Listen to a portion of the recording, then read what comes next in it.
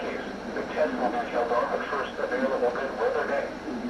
We now return to our regular programming.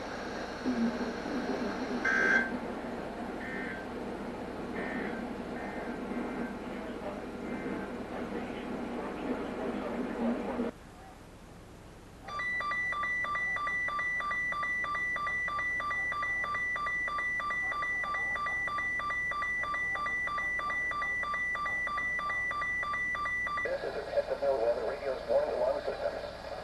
Pay attention, signals you just heard will